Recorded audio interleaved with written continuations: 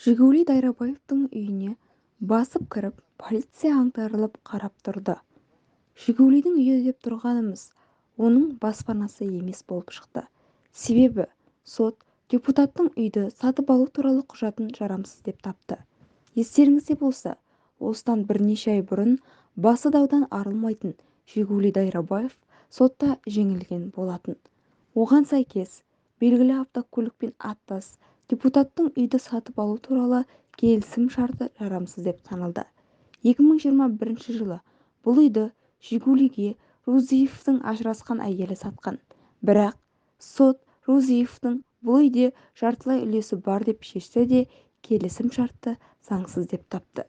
Енді міне, үйдің егесі Саид Рузиев өз үйіне кіріп жатыр.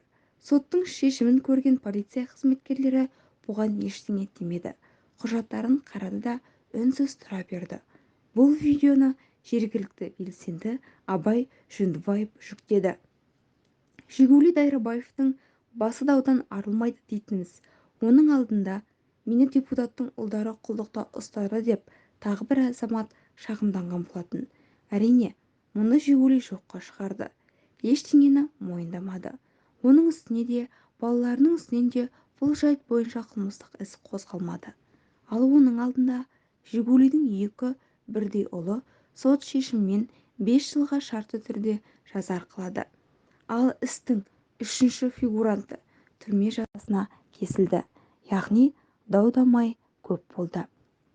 Бірақ оны елеп ескеріп жүрген Жигули байқалмайды. Ешқандай отставкаға кетпеймін деп жүр. Бұлай қарағанда сол Дайрабаевты халық қолдады дегенге де сенбейсің. Оның бар еңбегі, фамилиясы мен елден ерекше болып президент сайлауына қатысуы. Соның нәтижесінде мәнсабы тез көтеріліп, көп ұзамай өзінің қарсыласы болған, әрине, тырнақша ішінде Қарақат Әбдетін екеуі депутат болып шыға келді. Енді міне, қанша дау болса да міз бақпай отыр. Мәжілісте отырған депутаттар міне осындай.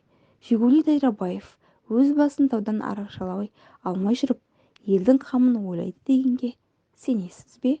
Пікір қалдырыңыз.